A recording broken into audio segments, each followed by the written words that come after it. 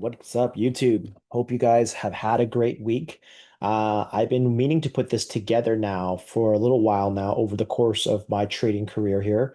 And the reason why is because time and time again, as I work with students, I hear very common things. And I wouldn't just say students, I would say people who are just interacting with me on Discord, Instagram, YouTube, which is the pain of their torrential cycle trading prop firms. So if you are a trader right now, that is, having some challenges, you haven't gone to payout, haven't passed an eval yet, or maybe you did get to the funded stage, but you're having troubles with getting to the payout because, I hear stories all the time. I was $200 away from a payout and I blew my account. I was one trading day away from a payout and I blew my trading account.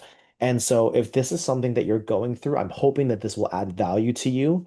My name goes as Azang Trades. I have been trading for about 4 years now, with the past 2.5 years being the most serious for me. I traded options quite a bit before I moved on to futures. And primarily this year, I would say 98% of trading profits and my trading activity has been on futures trading prop firms. So I have traded with many of the prop firms in the space. And so over the course of time, I've kind of culminated my thought process and what I believe will kind of help us as traders to really prepare and also train our mindsets to be able to navigate the market. If this is your first time following, please drop a like and subscribe in the video. It helps a lot. I am still new to all of this, and I'm really just hoping to add value everywhere I possibly can. So with that said, I'm going to get straight into this right now. So first and foremost, I want to talk about, the correlation between operating a business and trading. And although, of course, there's a lot of things to the execution of trading that you might not relate to business because of the amount of psychology and the crafts that comes behind it. But what I will say is that I would say the conversations that I would have with a student as well as I would have with a business client would be essentially the same thing. And that conversation starts off by having conversations about what is your objective? What is the objective of your business and what is your success measure? And in a lot of cases in business, I speak to things like KPI, which is the key performance indicators.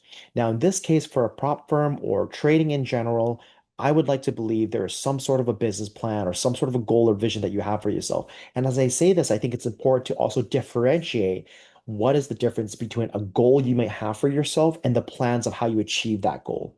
I know for a lot of people that might seem the same, but I'll tell you in business it is not the same thing.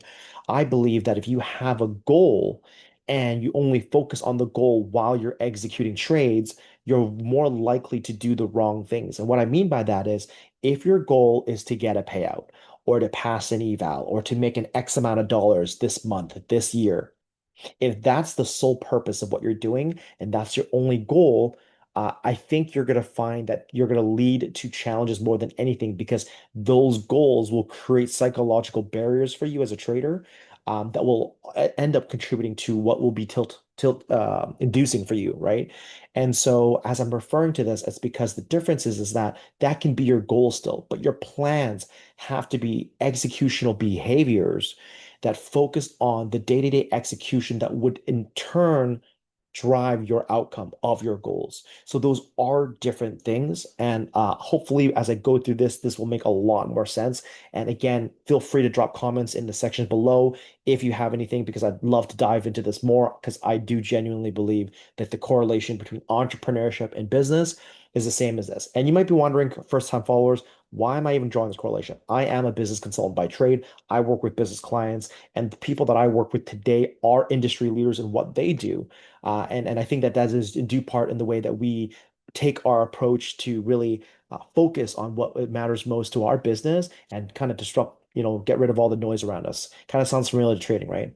So kind of getting straight off to this. So I kind of put some things together here as a PowerPoint, just to kind of hopefully kind of guide through this. So prop firm trading business plan, right? So I mentioned here leveraging prop firms to support the trader's ability in placing reps in the market while mimicking psychological risks of simulated capital while providing an opportunity to generate strong returns for the investment of real capital. Now, for me, when I look at a prop firm, that's what I look at it as. That is exactly what it's meant for.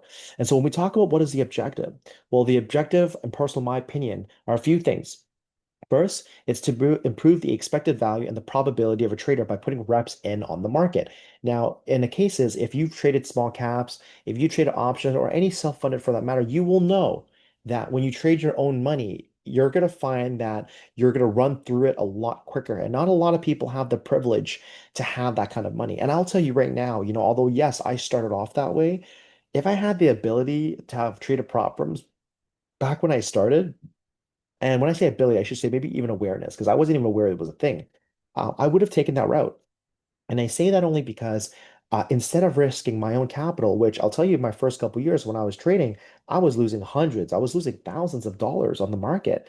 And so, I think when you have the ability to learn in an environment like a prop firm, I think there's value to that. Of course, there are some challenges, which I will allude to later on, but you cannot doubt the fact that when you use a prop firm, whether it's $49 or $300 a month on some sort of a subscription or whatever that may be, that in itself, if you trade it with strategy and you trade it with discipline, is still far more better than risking thousands of dollars of your own capital.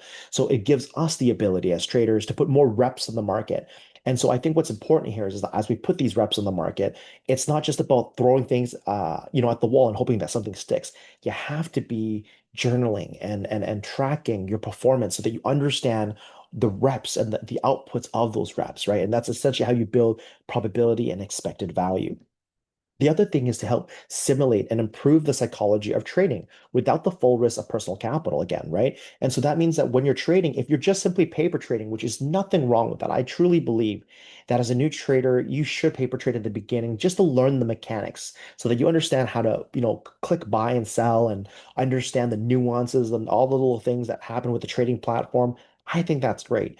I do think that, that the best happy medium though with prop firms is that yes, you're not risking your own liquidity of capital, but you're still risking money because you don't want to blow the account because you're gonna have to pay it again to buy a new account. So at least there is some sort of psychology around what you're doing, which will help simulate that risk for as a trader. Last but definitely not least is to take advantage of a vehicle in which can provide a trader the ability to generate a strong ROI over the course of time by improving one's ability to execute consistently on the market. And as we talk about that, when I talk about ROI, again, similar to business, right?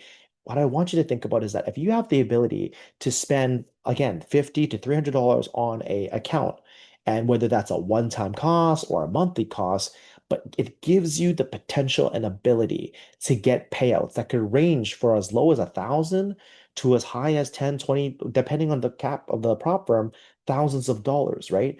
And so I think the ROI there is there. And now many people will look at this as, either I'm going to make these payouts just to make more money and, I'm going to go try different prop firms or whatever. Or maybe you get these payouts so that you could take that money and invest it into a long-term portfolio, or maybe take that money and go self-funded once you can, because now you have capital to trade on your own without the rules that come with prop firms, right? And with that, I want to give you some examples. So prop firm management, right? So what I have is an example here right now, and this today is October 25th, my time here, 1:50 a.m. Pacific Standard Time. And I'm sharing with you guys one of my favorite prop firms, ones that I can't trade with anymore because I have capped out with them. And where I am located in Canada, we don't actually have live trading capabilities. So I took my cap payout. But I still advocate for this prop firm because, to be perfectly honest, it's just one of the better ones out there technologically, speed of payout, reputable, all that stuff, right? And so this is one that I've been working on with the students. So I'm going to give you some examples here. So what you see here is basically their growth accounts, and it's one of my favorite accounts. Their growth accounts here you can see ranging between the 50, 100K, and 150K. So I want to talk about what this represents. And so for those who are learning for the first time, this cost that you see here for these kind of accounts, and for most accounts in the property space, it's a monthly subscription. And so basically what it means is that with this $102 a month, you are trading with a prop firm account of 50K account size, which essentially means you have about a $2,000 drawdown or $2,000 of liquidity to trade with, which is simulated capital, right? And so I'm going to go into talking a little bit about this. So first and foremost, with a 50K growth account, which again is my favorite, it's $102 after you've applied the discount. And this is the discount today. It might be different next month or the month after that. So please obviously be conscious of what that represents, obviously, down the line. But what I like about the growth accounts is that there are no activation fees. And again, if you're new, you might not know what that means.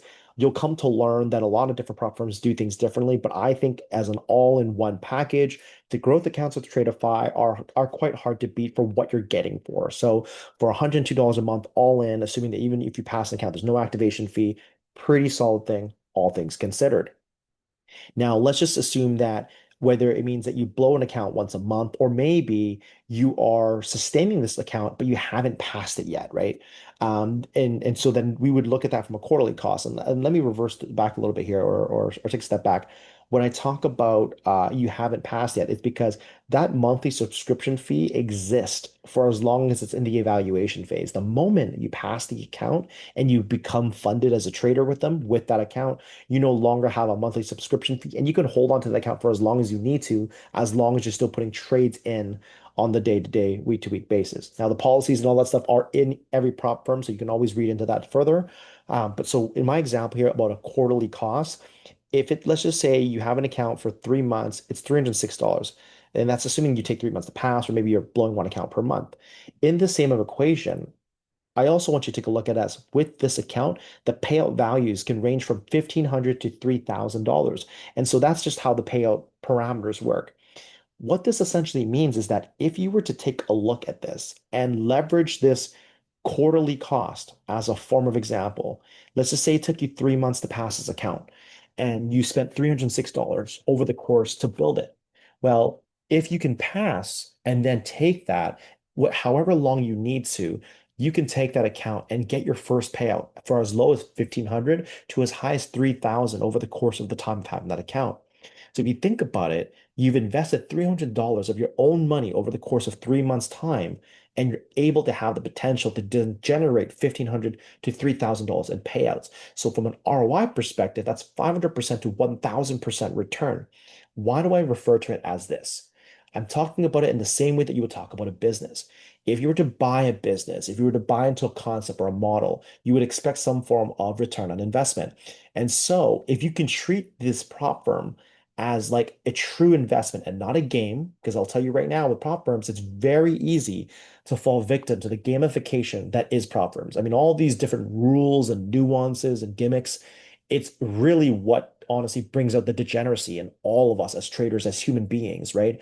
And so if you can really take a more binary approach of looking at this and saying, you know what, I'm investing this much money into a platform that allows me the vehicle to practice my craft so that in turn, I'm looking to get paid at some point in time, however long it takes, right?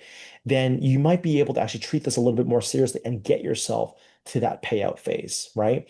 And so I want to preface this because when you're building a business plan, it's almost kind of like that. If you gave yourself an expenditure of, I can only spend this much on this business model. We'll call it the Tradeify business model, right? If that's all I'm able to invest, then you're going to be a lot more patient and you're going to treat it a lot more seriously because you're not going to want to just funnel in more money and buy a new account every single week, every single day as you keep blowing them because you have to have the discipline. This is a business. And in business, when you fail, you go bankrupt, right? And so it's very different, a far more severe consequence. But I think we need to treat the mindset the same, right? And so that's why I say when we talk about the business mindset, that's what I'm referring to. When we get to the execution, which I'll allude to a little bit later on, that's going to be a different conversation, right? Now, the other account that I really like from Tradeify, and a few different platforms offer this as well now, which is called the straight to funded account. Now, with Tradeify, they call them lightning funded. It's something that they kind of just revamped in their verbiage, but it's the layman terminology. It's a straight to funded account, and they call it that because there is no evaluation. The moment you get these accounts, you are ready to roll, execute trades, and work your way towards a payout without passing any form of evaluation. And so with these accounts, what I have here is the 25K, the 50K, and the 100K. Now, I didn't include the 150K in this one because it is quite high, and I truly believe that when you're learning this still, I think it's best to start off small so that you can get a rhythm of things and understand it. And once you're at a point where you know what, you feel like you're ready, you're more comfortable, and you want to take on bigger drawdown, and you can afford to buy the more expensive account, then you can do that. Okay. Um, Going into this, I'll use the example again. Normally I would have used the lowest account, but just for like the apples to apples comparison to the growth account, We'll talk about the 50K Lightning funded accounts. Okay. So for this one, it's $374. And because it's funded already when you buy it, there is no renewal of subscription fee. There's no monthly subscription, none of that. So this $374 that you see here is after the 30% discount that's already being used here, right? And so once you get to this phase, and this is where you can kind of draw that investment, right?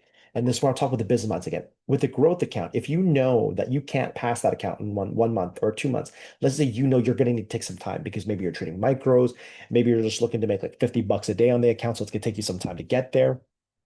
Depending on where you're at with your trading, it might be more worth your while to get a Lightning funded account because at least with this one, you have no pressures of, oh, it's going to resubscribe. It's going to be more monthly fees. So if you think it's going to take you more than 3 months to pass the account, or maybe just through your experience, you might say, hey, you know what? I just know this is going to be better off for me. I'd rather do this. Like, as then if I have to spend 3 months to pass an account and then 3 months to get paid out, I may as well just do this now.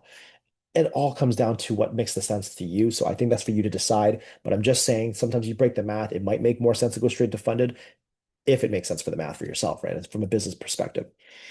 The consistency. So ignore, but instead think about what is realistic. So I talk about consistency rules because I find that this often becomes one of the rules that really cause people to have some challenges. And so it'll probably be too hard for me to go through all the details of what this means, but basically a consistency rule means that your overall balance or your biggest trading day, I should say, cannot exceed the certain percentage of your overall total balance. And so anyways, you could probably Google that or ChatGPT it. I won't go into too much detail, but that consistency rule sometimes causes people to trade things that are maybe unnecessary for the sole purpose of trying to achieve this consistency.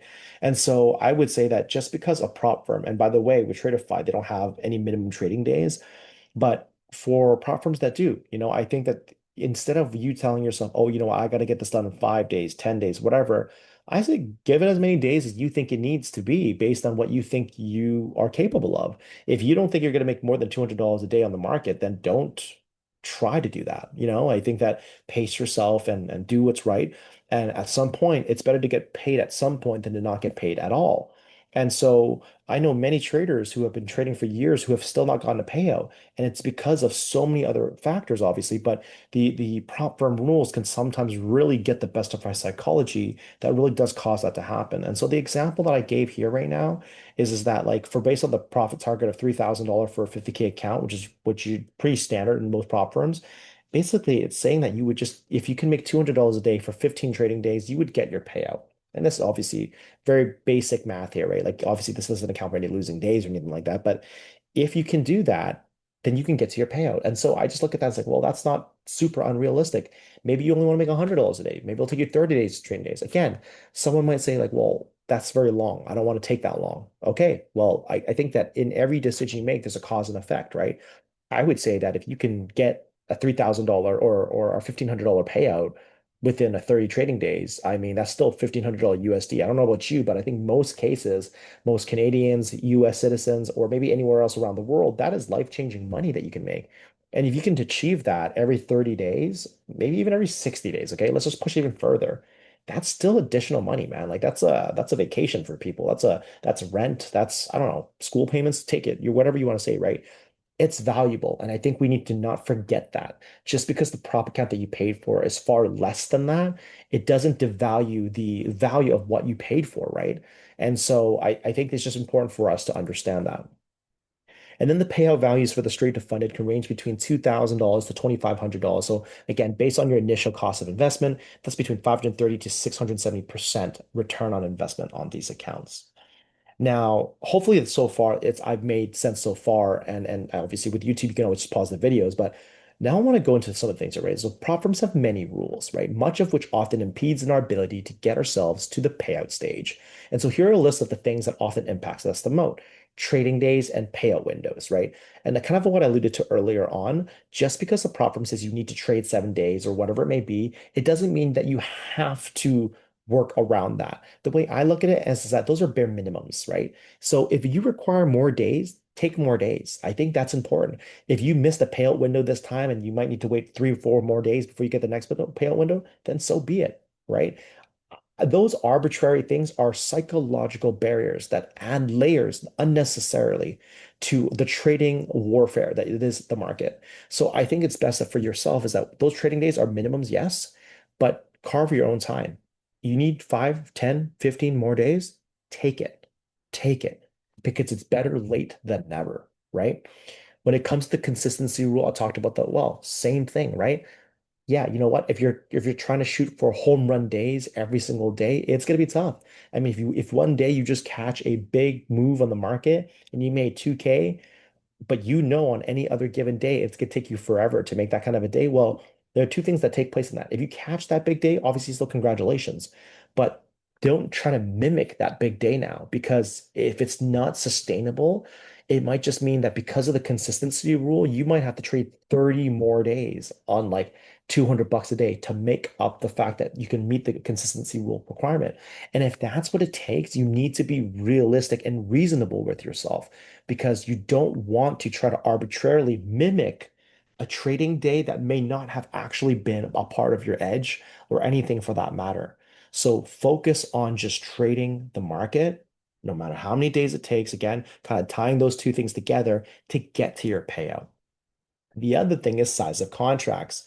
Just because the prop firm offers you 4 minis, 8 minis, 20 minis, 28 minis, whatever it may be, it doesn't mean you should use the full length of that power. The whole cliche of great power comes with great responsibility is very true. There are certain prop firms that we'll not name today that offers you north of 30 minis and contracts, which is insane, but it doesn't mean you need to use them. In this case, in the matter, I would always say that you have to play within what is your comfort zone and your comfort level of trading. If you just trade 1 mini or 5 micros or 3 micros, which by the way, if you're first time following, you may not know, but I have an MNQ series fully focused on trading 3 MNQs, which I passed the account in 14 trading days and then also paid out 9 days after that, right? So it shows you that you can trade with small size and you can still get to that payout phase. So same thing with here.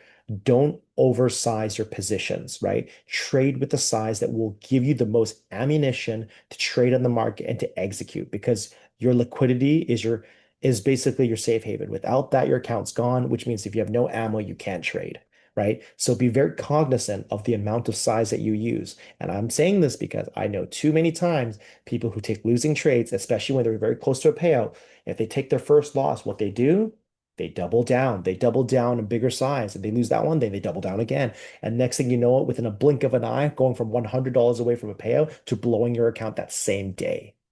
Does that sound like you? Have you been through that? Well, that's exactly why this is important. It's one thing to make that mistake once, but if you keep doing it over and over and over again, well, guess what? That's the definition of an insanity, right? So you owe it to yourself to really strap down and focus on that discipline. Okay. Last but definitely not least is the profit target. I think a lot of times, every account has its own profit target in order for you to get a payout. Again, it's there as a minimum. So you should obviously, yes, you need to get there, but no one's telling you how long it's going to take you to get there.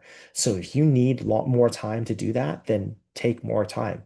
Again, remind yourself back to the roots. You have a privilege to spend 100, 300, $400 on an account that could potentially generate you 500 to 1000% return.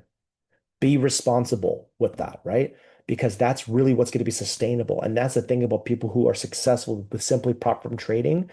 If you're successful with prop firm trading, um, but you can't trade self-funded, there's probably a reason and correlation to that. And it's because the behaviors you have is a rinse cycle behavior. It's not one that is sustainable for the long term. So again, at some point it will catch up to you. And this also kind of plays into people who I've heard like try to like shame other traders, which I mean, to be perfectly honest, I think in any profession that I've ever partaked in, people who have achieved some level of success, they don't look down on people. They help and lift people up with them, right? So if there are traders that are shaming you, I mean, to be perfectly honest, that's probably more a reflection of them than anyone else. So just take it for a grain of salt.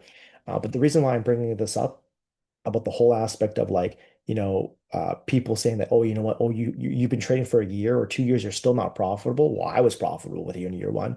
People who talk like that, like, I mean, first and foremost, I mean, if they truly have found success and they found their edge and they're consistent with it, congratulations to them.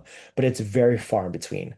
The statistic of a successful trader is less than 5%. Like it's insane, right? So just because they're profitable in year one, it doesn't mean they're going to be profitable forever. They can be profitable year one, but because they have the bad behaviors, they can blow their all of their money and more by year two, year three, year four. Because guess what?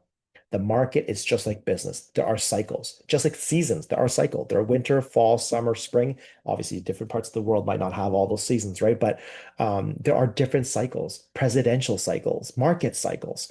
And so just because one person performs well in one cycle does not mean they will perform well in every cycle. And I think that's important. I think any experienced trader can tell you the same thing, is that every single year it's a new year. And so they don't let their accolades and successes from prior years, influence their ability to then trade the next year. Because to be perfectly honest, you can have an amazing year and then absolutely crap the bed the following year, right?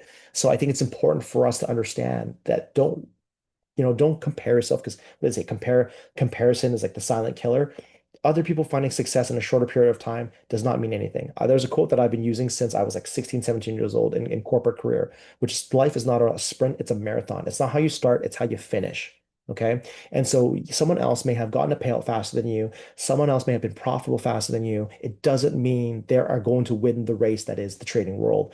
In the end of the day, they can still blow their accounts, lose everything they have, and quit. While you might be taking slower or taking longer to get there, but it might actually stay and sustain much longer than anyone else that you know. So just kind of keep that in mind, because I truly believe that when people could take shortcuts in life and everything, it will catch up to them sooner or later, right? So, anyways, just some 2 cents of philosophy and thought process as we kind of gauge into that. Now, kind of what I was talking about earlier, I've kind of mentioned it already in what I've just explained, so I won't regurgitate it, but I've kind of noted it here in the PowerPoint as well, right? As I'll quickly kind of read over, is like for the trading days, instead of applying the pressure of how many days I have until I get a payout, leverage the mindset with more of the more realistic target. And I'm going to show you by way and like an Excel spreadsheet thing I put together. So give you some example. Consistency rule, same thing. Truly only matters when we can capture home runs. If we take a piece of each day, this becomes an arbitrary rule to us as well. So the way I look at it generally is I'd rather just say take a piece of it every single day, find where you think you can take that piece and call it a day and be consistent with that. The last YouTube video that I posted about my funded futures journey at January or February of 2025, which is this year, I had 25 straight trading days of consistent profitability because I wasn't looking for home runs. I was just capturing what I could on the market at the time, right? And then anyways, I kind of talk about the size of contracts, making sure that you base your size based on your scale level, and then profit as well. Just spread it out for as long as you can, man. Don't try to make that profit in 1 day, 2 days, or whatever that may be. Now, that spreadsheet that I was kind of talking about. So I gave you an example here, by the way. So let's just say that right now you need to hit $3,000, okay? And so what I've broken down here essentially is that like based on a $3,000 target, based on how many days you need is how many dollars you need to make per day. And so I'll give you an example. If you need to make $3,000 in 1 day, yeah, sorry. Let me rephrase myself. If you need to make $3,000 and you want to do that in 2 days, it's gonna be $1,500. 15 plus 15 is 30, right? So you got that. If you want to do that in 3 days, it's gonna be $1,000 each day to get to 3,000, and so on and so forth. So you get the point. I've drawn an example here to 15 days. So reason why I do this, and I think it's important for you to do this as well, is that when you look at your expected value and your probability rate in the market, when you look at it, are you able to achieve, you know, $1,000 days, or is $200 a day, or is it $50 a day? Whatever that number is, work on that, right? And then build your parameters around that. So yeah, then that way you set your expectation and you manage your expectation. And we're like, okay, I have this account. Based on my statistics, right? I don't think I'm going to be able to get this to $3,000 for another 20 trading days. Okay, cool. Well, now that you set that expectation, you don't need to rush your process, right? Focus on that. What I've broken down here as well is understanding that whether you were trading 5 minis, 1 minis, 5 micros, or 3 micros, that's essentially how many points you need to capture on the market in order for you to achieve the given profits. And so you might be asking, like, as maybe as a new trader, you're completely lost, right? So you'll have to maybe play around with this more. But as an experienced trader, I hope this makes a lot more sense. And maybe it actually creates a little bit more realism for you, right? And so what I mean by that is that right now, if you were to try to make $200 a day with 5 minutes, all you need to do is capture 2 points. Now, I really don't recommend this, by the way, guys. Okay, like I think this is kind of wild. I think if you're trading 5 minutes, I God hope you are in a much more stable place and in terms of your skill set and stability. But obviously, to each their own.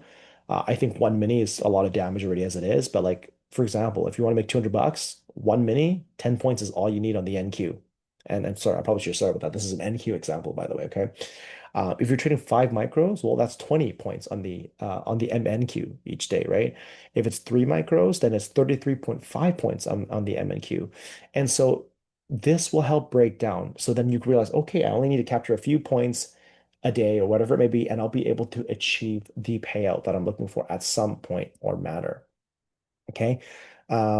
So I think as I kind of come to a close, it's just a reminder, right? Like this is kind of me closing it all off. And I hope this video has provided value.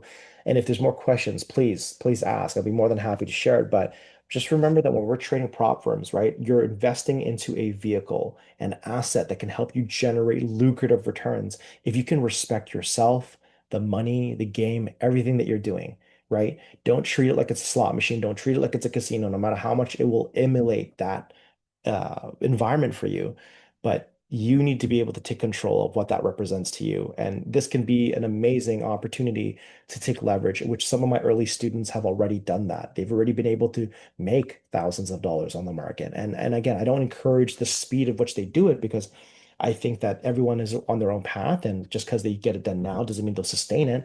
But I think for yourselves, whoever you are, wherever you are, as you're learning to, overcome your obstacles and your challenges, I'm hoping that the perspective and the discipline of conversation and the strategy around how to even kind of build your plan out for yourself as a trader um, helps you. So I know it's October already, the year's almost over. So I don't think you need to wait for January 1st to create a new business plan or a new trading plan. But definitely, if you have time to take a reset and really think about what you want out of trading the markets, I may have used a lot of examples of prop firms because that's the example. But I mean, to be perfectly honest, trading anything for that matter, I think is super, super important. So anyways, if you do trade with certain prop firms, as you kind of saw earlier, I only have some affiliation with some prop firms, and it's the ones that I've traded with at some form of time or I've capped out with. Tradeify is absolutely one of them. So if you ever do look to get any of their accounts or like Apex or anything like that, code AZT is the code. And again, if you haven't liked or subscribed already, please do so. It means a lot. It helps me a lot as well. Until next time, I will see you guys around. Catch you later, guys.